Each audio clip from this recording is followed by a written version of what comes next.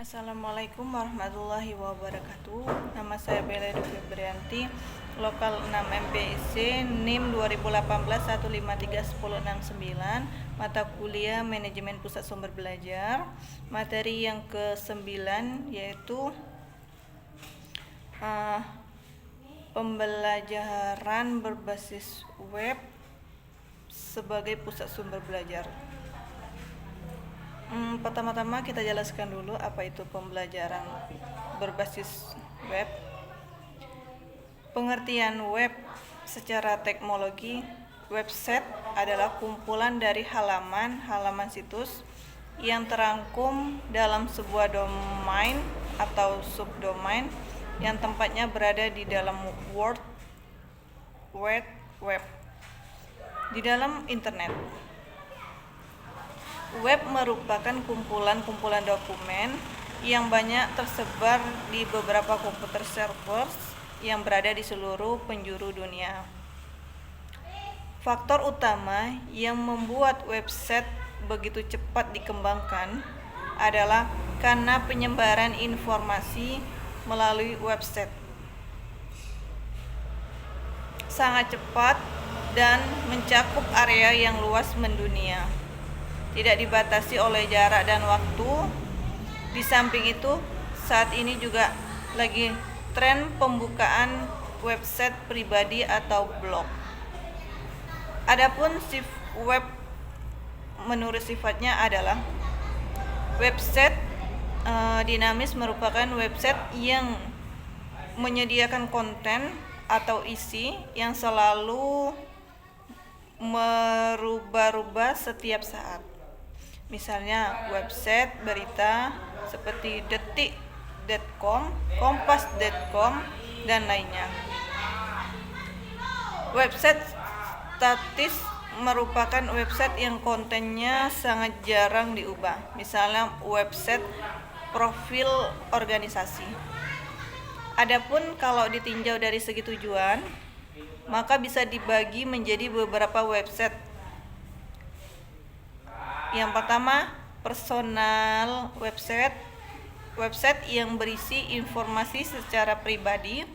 Kemudian corporate web, yaitu website yang dimiliki oleh sebuah perusahaan.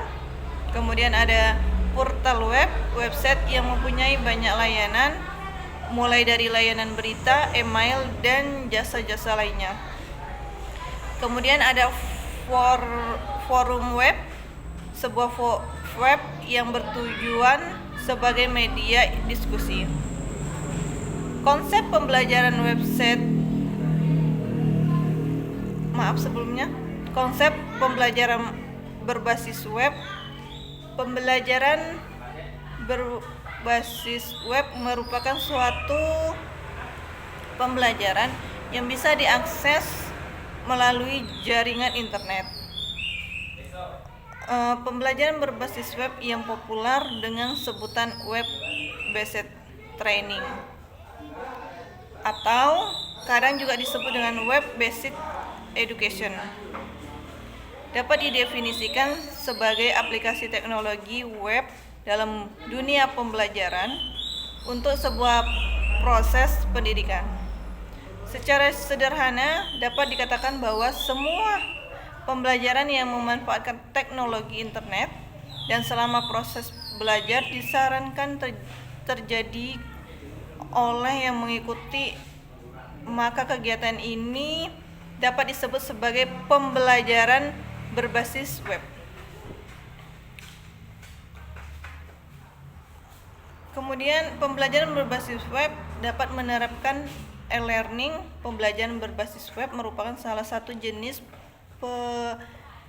penerapan dari pembelajaran elektronik. E-learning memiliki karakteristik sebagai yang pertama ada interaktivitas, kemudian kemandirian, aksesibilitas, kemudian pengayaan.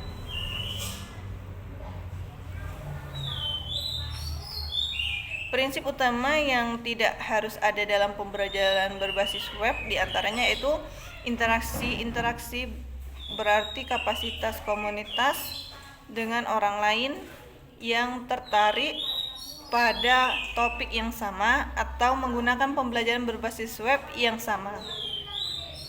Kemudian ketergantungan, yaitu ketergantungan yang dimaksud di sini adalah bagaimana siswa mudah menggunakan web.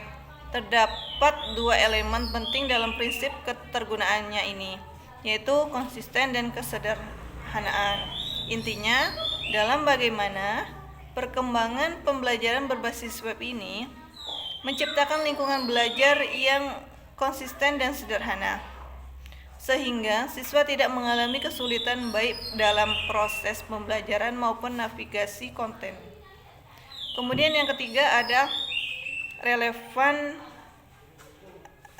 relevansi diperoleh melalui ketepatan dan kemudahan. Setiap informasi dalam web hendaknya dibuat sangat spesifik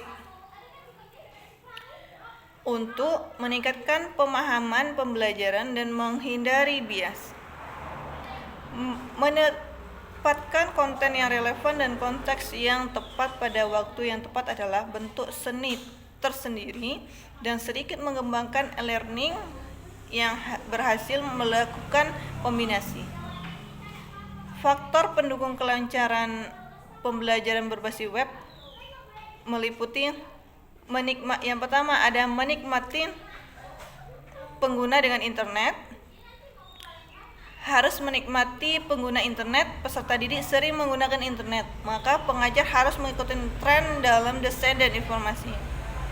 Pengajaran harus merasa nyaman melakukan browsing web untuk mendapatkan informasi yang tersimpan dalam jutaan situs secara potensial dan database. Itu yang kedua ada pertimbangan penting dalam perencanaan, menekankan pentingnya perencanaan yang strategis. Apakah pengajar seorang ini atau kelompok yang bertanggung jawab untuk perencanaan ini? Pengajar perlu memerlukan pemetaan yang jelas dan visi efektif yang dijunjung.